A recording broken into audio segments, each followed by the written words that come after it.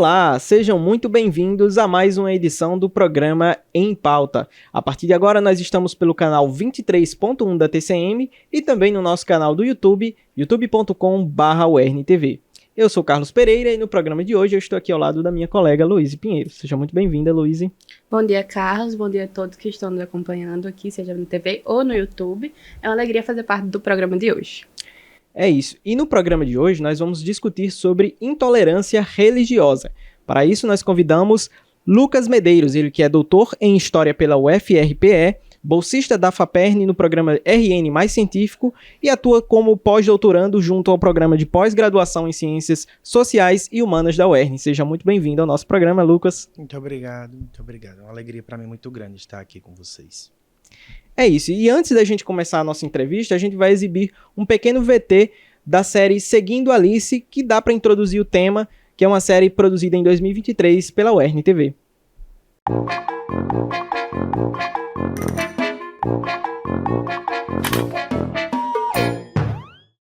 Durante o Império Romano, cristãos foram perseguidos. Na Idade Média, por meio da Inquisição, foi a vez de católicos caçarem judeus, pagãos e quaisquer outros que não seguissem o catolicismo. No Brasil, os portugueses invadiram a terra então habitada pelos povos originários e passaram por cima de suas crenças religiosas. Mais tarde, no período da escravidão, foi a vez de os povos africanos e afrodescendentes escravizados serem proibidos pelos brancos de cultuar suas divindades em terras brasileiras. A intolerância religiosa é um fenômeno presente no mundo inteiro e em quase todas as épocas, atingindo uma infinidade de crenças. Porém, entre todas as formas de intolerância, esta talvez seja uma das mais, se não a mais contraditória. Isso porque a religião teria como um de seus propósitos principais justamente promover a solidariedade, a união, a paz e o respeito ao próximo. Ideias que estão expressas em praticamente todas as tradições. O sociólogo brasileiro Antônio Osaí da Silva diz que a raiz dessa discriminação está na transição das religiões politeístas para as monoteístas. Ao reconhecer a existência de apenas um Deus, algumas religiões deixaram de aceitar a possibilidade de outras divindades. Segundo Osaí, a intolerância é resultado do medo, da insegurança e da necessidade humana de possuir certezas, mas também é alimentada e utilizada por grupos de poder. Apesar de a Constituição brasileira garantir o Estado laico, com liberdade de crença e de culto, no Brasil são registradas 3 denúncias de intolerância religiosa por dia, e é provável que esse número seja ainda mais alto, já que muitos crimes sequer são denunciados. Apenas por pertencerem a determinadas tradições religiosas, milhares de pessoas já desapareceram, foram assassinadas ou encarceradas indefinidamente. Imagens sacras já foram destruídas e templos foram invadidos ou incendiados. E espelhando o racismo estrutural da sociedade brasileira, as religiões mais atacadas no país atualmente são as de matriz africana. Em segundo lugar, vêm as denominações evangélicas e, em terceiro, a religião católica. O babalorixá e pesquisador Sidney Nogueira explica que, desde 1977, quando a primeira igreja neopentecostal foi fundada no Rio de Janeiro, a perseguição às tradições de origem africana se agravou. Isso criou uma espécie de espetáculo violento contra tudo relacionado a religiões como a Umbanda, a Quimbanda e o Candomblé, que passaram a ser representadas como o grande mal a ser temido, combatido e eliminado. O pastor evangélico Henrique Vieira conta que, quando criança, foi ensinado a olhar para o catolicismo, o islamismo e o judaísmo como religiões diferentes, mas aprendeu a temer a Umbanda e o Candomblé. Hoje, Henrique reconhece que aquele medo era produzido historicamente pelo racismo e afirma que, quando a mãe de santo é agredida em um terreiro, não adianta responsabilizar apenas quem jogou a pedra, pois muitas vezes essa violência começa nos púlpitos, nos seminários e em programas de TV.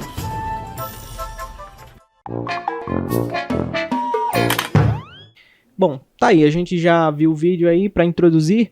E aí, Lucas, eu queria começar já o programa pegando esse gancho de a gente ver que essa questão da intolerância, ela já acompanha o curso da história. Então, por diversas questões, especialmente questões de racismo e às vezes até de desigualdades sociais, queria que você desse um pouco esse panorama do porquê essas desigualdades foram colocadas no curso da história, baseados também em questões mais profundas como racismo e questões sociais. Sim.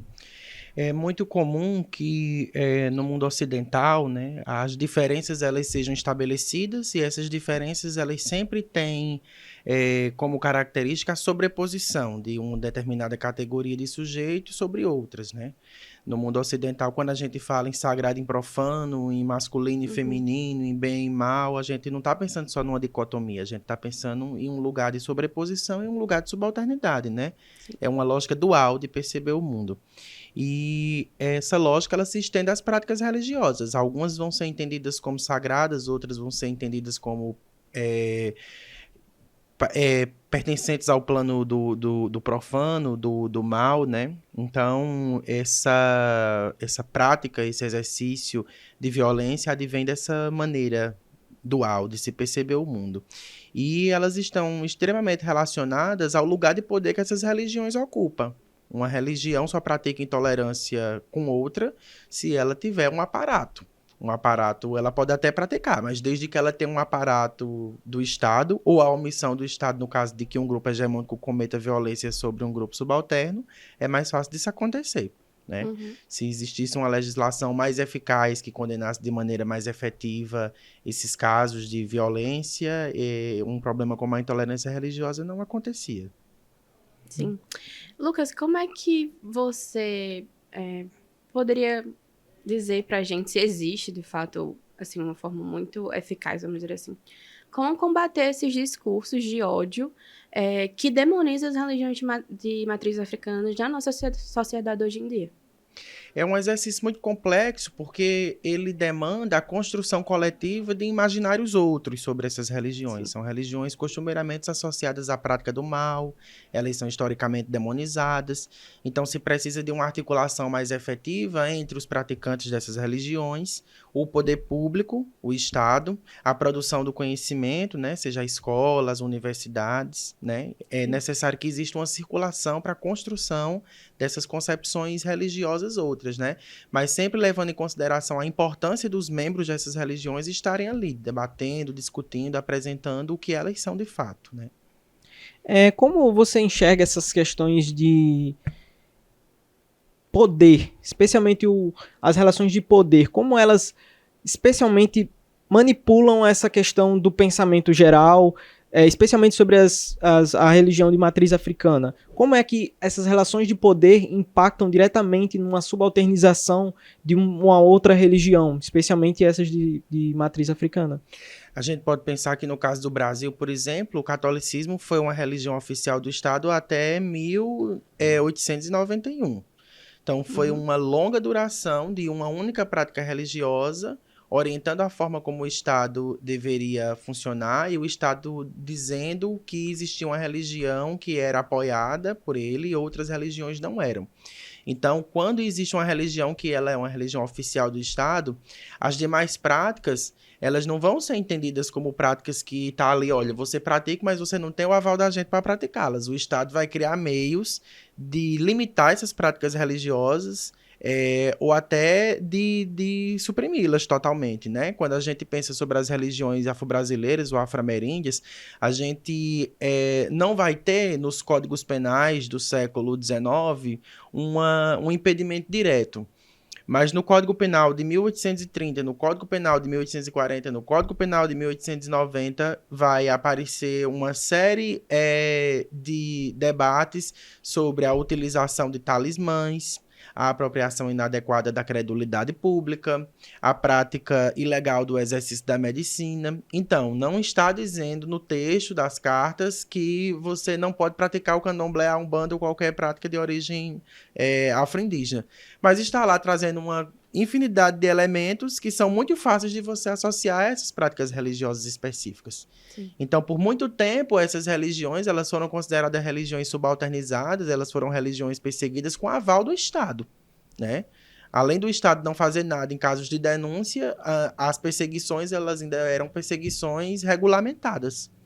Então, quando eu falo dessas relações de poder, é isso que eu estou falando. Essas relações de poder, elas não estão só ligadas à quantidade de membros de uma determinada religião em relação à outra. Elas estão ligadas aos poderes econômicos que esses grupos se associam, a maneira como o diálogo com o Estado é estabelecido. São todas essas questões que estão aí na construção dessa realidade.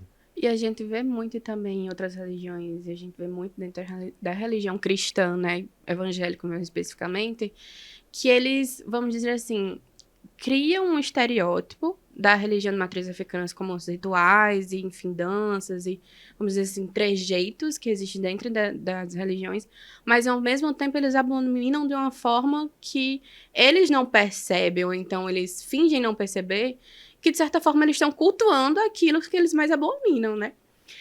Eu queria perguntar como é que o Estado e a educação também, ele poderia ajudar uma pessoa que só conhece as religiões afros na visão de algo negativo, de algo ruim, de algo que é perigoso, ou então que é do outro, tipo, no sentido de ser maligno.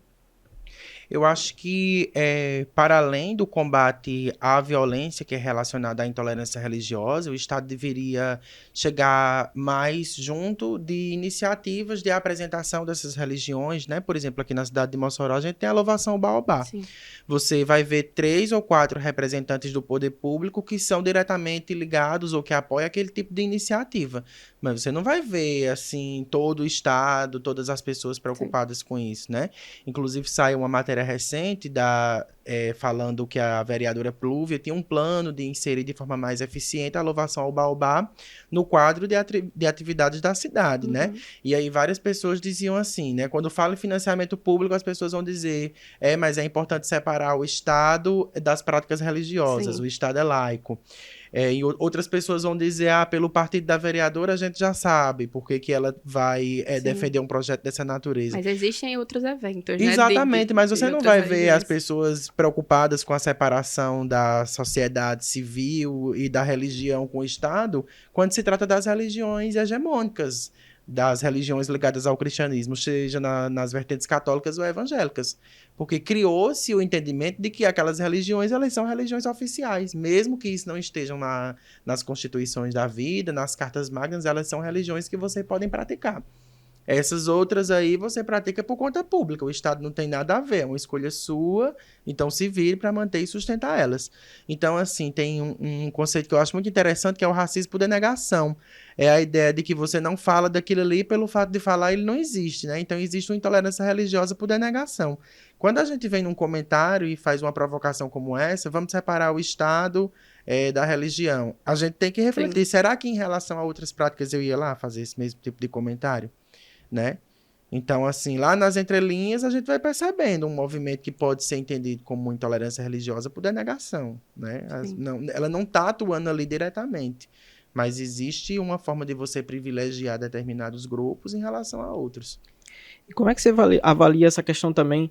Porque a gente percebe que é muito questão de racismo ali dentro da política, dentro da nossa sociedade, que impede que as religiões elas possam se manifestar, elas são suprimidas, né, mesmo que discretamente. Então, eu queria que você falasse um pouco qual a importância também de circulação de pessoas como, por exemplo, a Plúvia ou outras pessoas que são também de religiões de matriz africana ou que defendem a pauta na criação de leis, no funcionamento público também, para trazer a público essa questão da discussão dessas pautas, já que ainda é muito subalternizado através de leis históricas, ou mesmo que não seja de leis, mas de práticas e de domínios socioeconômicos de outros vereadores, grupos, enfim.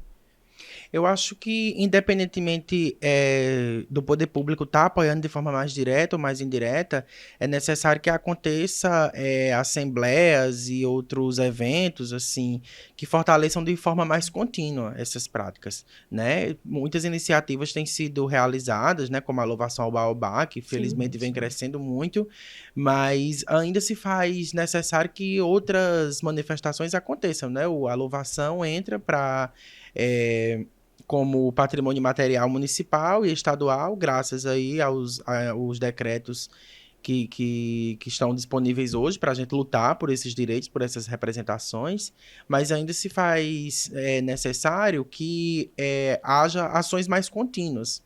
Discussão sobre essas práticas religiosas nas escolas, né? A gente vive num país onde o ensino religioso ele é de oferta obrigatória, mas o aluno não é obrigado a se matricular, e existe uma série de questões envolvendo o ensino religioso nas escolas. Apesar disso, que já flexibiliza, já garante uma certa laicidade, o ensino religioso ele pode ser dado de forma confessional, né?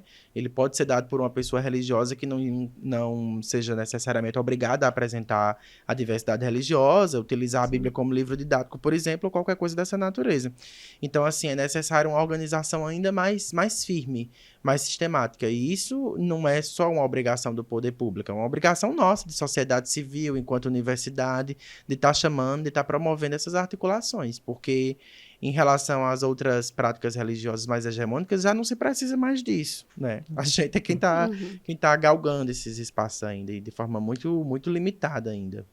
É isso. Nós vamos agora para um rápido intervalo, 2 minutinhos, nós voltamos já já com mais Em Pauta.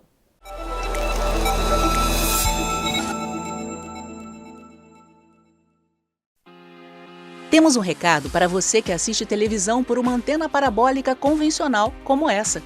O sinal 5G que está chegando ao Brasil pode prejudicar a qualidade da transmissão de TV que você recebe via satélite. E para continuar assistindo a programação do Futura com qualidade de imagem e som, você precisa fazer a migração para outro modelo de antena. Acesse o site sigaantenado.com.br e informe-se sobre a agenda de migração da sua cidade. E comece a receber o sinal 100% digital com as novas antenas parabólicas.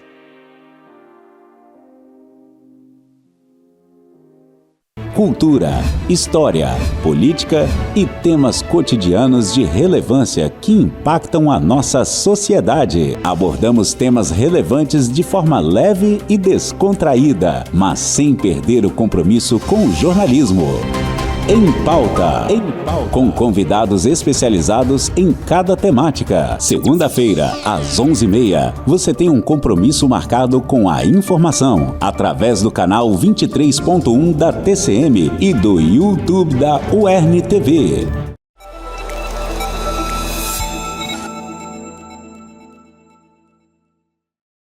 Estamos de volta com o Em Pauta, falando sobre intolerância religiosa aqui com o nosso convidado Lucas Medeiros. Lucas, eu queria começar aqui já esse segundo bloco falando, você como é um pesquisador, está dentro das universidades, eu queria que você falasse um pouco da importância também de estudos nessa área dentro das universidades, ainda mais um ambiente de diálogo e de formação social. Qual a importância desse tipo de debate dentro da universidade pública e particular, mas dentro da educação brasileira?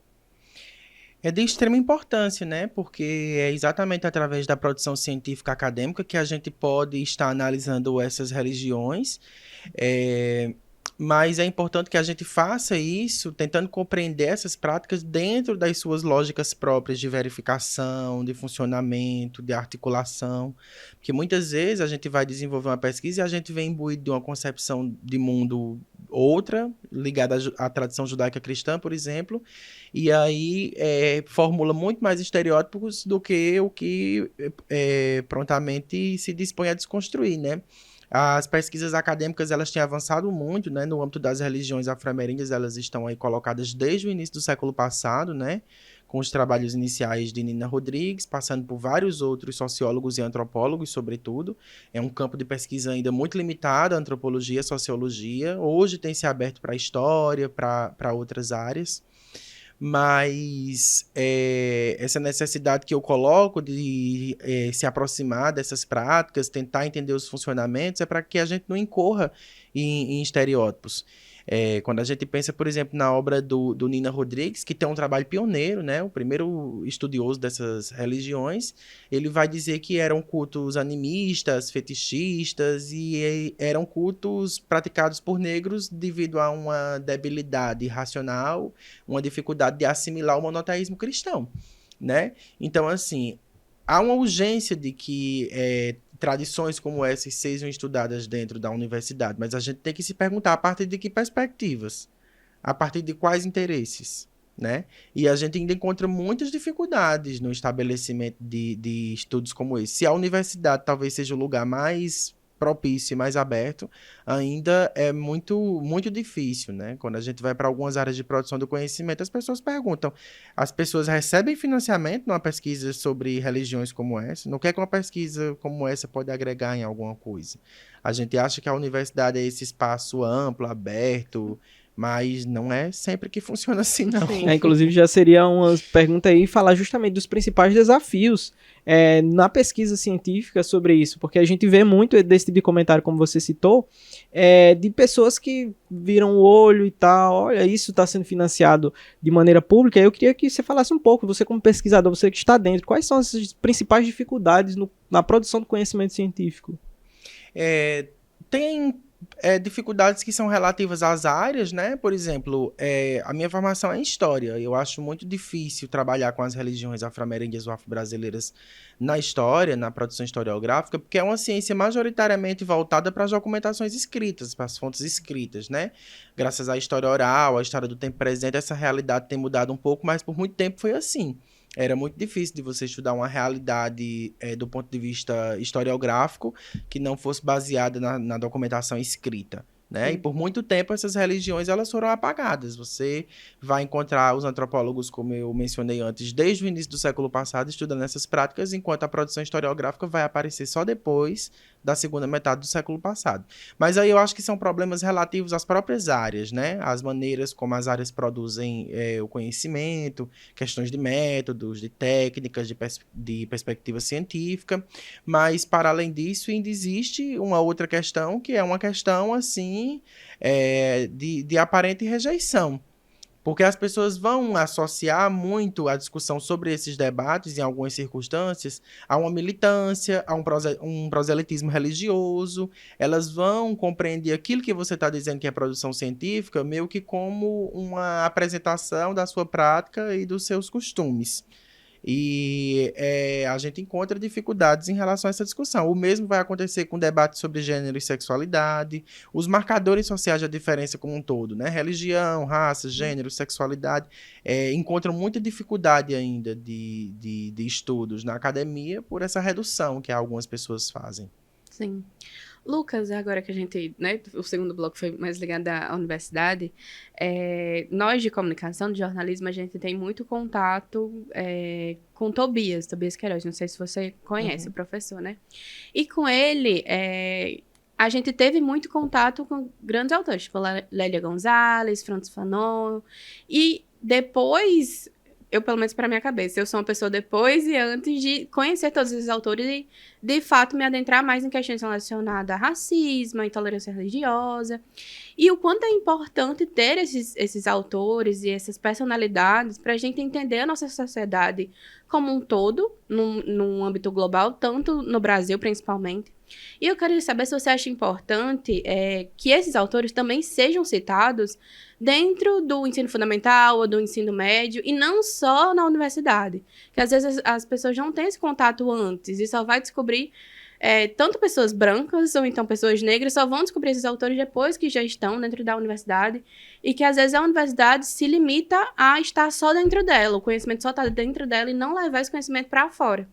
E que às vezes pode acabar sendo muito prejudicial, às vezes para uma criança negra que às vezes está passando por uma certa vivência dentro da vida dela e não tem tanto conhecimento, tipo assim, nossa, mas esse autor fala certa coisa, ou então eu tenho que me estudar, ou enfim, me educar sobre como é o racismo, enfim, religiões africanas dentro do meu cotidiano. Uhum. É de importância extrema, né, que esses autores cheguem na educação básica, eles saiam da universidade, né, é um exercício complexo, porque a gente vai ter que operacionalizar algumas traduções, né, porque na universidade a gente está muito acostumado a debater os autores, naqueles textos mais profundos, mas a gente tem que pensar isso de forma mais didática e de forma mais prática, né. O conceito de racismo religioso do Sidney Nogueira, eu sempre trabalho ele na educação básica quando eu tenho oportunidade, né, em alguma atividade, mostrando mostrando a diferença do que é um racismo religioso para com a intolerância religiosa, né? Todo racismo religioso é uma intolerância religiosa, mas nem toda intolerância religiosa é um racismo religioso, né? Sim. Quando a gente vê, por exemplo, um vídeo de um sacerdote protestante levar uma imagem de Nossa Senhora para uma igreja, chutar, quebrar aquilo ali, isso significa uma intolerância religiosa. É uma repulsa àquela prática, àquele sistema de crença, mas isso não está diretamente relacionado à origem étnica daquele grupo. É diferente do que acontece quando um terreiro de candomblé é invadido, incendiado, né? É uma manifestação muito específica da intolerância religiosa, porque ela não tem só base o sistema de crença. A crença, ela se baseia também na origem cultural e étnica daquele grupo. Então, são desdobramentos que a gente precisa estar fazendo para a educação básica, para a sociedade civil, para todos, para que a gente consiga fazer essas mediações e não fique conversando só entre nós, né? Que é uma coisa que a academia ainda faz muito. Lucas, e até puxando esse lado que você citou, né, você, especialmente ali na educação mais básica, eu queria que você falasse um pouco dessa experiência também, de como é que você trabalha você traduz, né, especialmente, porque alguns textos realmente são um pouco mais densos e às vezes a gente que é mais da área da faculdade mesmo é que pega esses textos mais densos, mas também como trabalhar do ponto de vista educacional, textos mais complexos ou temas mais espinhosos, assim, dentro de uma universidade básica para crianças que ainda estão adentrando nesse mundo. Eu sempre lembro de um caso que aconteceu, né, de um texto que eu fui trabalhar uma vez sobre a mitologia, as narrativas míticas dos orixás, né? Eu não gosto muito dessa palavra mitologia, não, porque, enfim, mas falava sobre a mitologia dos orixás, e aí na cosmologia iorubá a gente fala no céu como um espaço chamado Orum e a terra como Aie. Uhum. E aí, se você perguntar para uma criança o que é o céu, uma criança ela pode lhe dar uma explicação geográfica, física ou qualquer coisa, mas se você perguntar o que é o céu e a terra, é muito fácil que ela acione uma lógica religiosa de que céu e terra são coisas antagônicas, né? São lugares do efêmero e lá o lugar do eterno, ou qualquer coisa nesse sentido, né? E aí, eu tive acesso a um texto que trabalhava com a educação básica, então ele dizia o céu e a terra é o Aie e o Orum no candomblé. A cosmologia estava lá, a tradição judaica-cristã toda, a cosmologia, a forma de entender a coisa. Eles só traduziram. Entende? Que tipo assim, o Aie e o Orum no candomblé não significa o espaço do pecado e lá o espaço do eterno, o espaço da imanência e da transcendência. É uma outra lógica, é uma outra coisa. O que existe aqui, existe lá, são dois espaços em extremo contato, em fluxo, existem deuses específicos que possibilitam essa comunicação, né, esse translado. Então, a gente tem que ter muito cuidado na hora de fazer essas operações, porque a gente pode estar incorrendo em estereótipos muito, muito perigosos, muito violentos, né? A gente tem que entender as religiões, os sistemas de crença, dentro das suas lógicas próprias. De funcionalidade, e não pegar as palavras ou aquilo que está colocado ali e jogar para um outro entendimento, como por exemplo acontece, né, com os orixás. Às vezes você vai apresentar os orixás na educação básica, aí você coloca lá, igual se explica os deuses gregos, fulano é o deus disso, cicrano é o deus daquilo, não sei o que, né, e aí você esquece de como é que acontece o contato deles com os humanos, já que a gente está falando de um conjunto de divindades cujo culto ainda existe, diferente dos deuses da Grécia Antiga, né? Como é que a gente pensa isso do ponto de vista mais prático, para que a gente não faça essas reduções, né? É sempre um exercício muito difícil, mas é muito importante, né, que aconteça. Sim. E, Lucas, você falou no primeiro bloco essa questão, às vezes, da estética e das pessoas que não são da religião usar elementos da religião no seu dia a dia. A gente tem o hábito de pular as 7 ondinhas, ou então, vou colocar a espada de São Jorge na porta de casa, enfim. Coisas que são da religião e são normalizadas e não são pensadas. Isso faz parte de tal religião. E por que esses elementos da religião são tão valorizados enquanto estética, mas rejeitados enquanto fé e uma religião diferente da sua? É exatamente isso. Você apropria o que você acha interessante do ponto de vista estético, do ponto de vista rítmico, do ponto de vista da indumentária, de todos esses elementos. Você só não pode ir para a parte do sistema de crença. As religiões afro-brasileiras, elas estão tão difundidas, estão tão diluídas dentro da nossa sociedade que às vezes a gente nem percebe, né? Quando a gente para ouvir a infinidade de músicas no carnaval ou fora dele, que faz referência às divindades de origem banto, congolesa e urubá, são muitas, né? As nossas comidas, elas estão perpassadas pela origem africana, o nosso vocabulário, mas aí, diferentemente da comida, do vocabulário, as religiões, elas têm elas enfrentam uma resistência maior de serem faladas, de serem incorporadas, né? Então, assim, a gente pega, por exemplo, a literatura brasileira. A literatura brasileira está extremamente baseada, assim. Jorge Amado tem uma obra gigantesca mencionando essas divindades. A música popular brasileira, de Caetano, Caymmi, Gilberto Gil, vai citar todas essas divindades e tudo mais. Então, assim, é bonito, é interessante, mas só vai até aí. A gente só pega até essa parte aqui. O resto, quando passa para entender aquilo como um sistema de crença, a gente evita. Eu considero isso um processo de apropriação, né? Porque você está ali selecionando o que é que convém e o que é que não convém. E muitas vezes ninguém é obrigado a praticar uma religião dessa, ir lá conhecer, tal. Mas muitas vezes as mesmas pessoas que se utilizam disso são as pessoas que vão demonizar essas divindades quando for possível, né? A gente vê isso aos montes aí, cantores que vão ali, canta a música daquela divindade, tal, mas na primeira oportunidade tá demonizando, né? Sim. Eu já vi umas, inclusive, assim, fazendo a equivalência de Nossa Senhora com Iemanjá, mas Exu, que é filho de Iemanjá na tradução iorubá, é o demônio, né? Sim. Nem para traduzir isso faz sentido. Então, é muito comum isso acontecer. As pessoas selecionarem do ponto de vista estético, da musicalidade, o que é que convém, o que é que é vendável.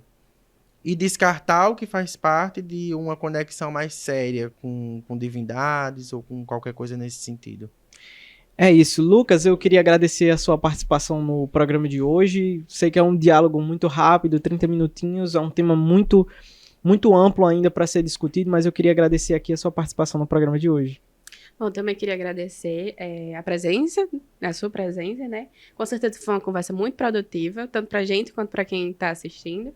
E queria agradecer por estar presente no programa de hoje. Eu agradeço também estar aqui com vocês, discutindo questões que para mim são particularmente muito caras e eu considero elas muito importantes. Obrigado. É isso. Nós ficamos por aqui, nos acompanhem nas nossas redes sociais durante a semana e também no nosso canal do YouTube, youtube.com/URNTV, e eu espero você na próxima semana com mais um programa em pauta.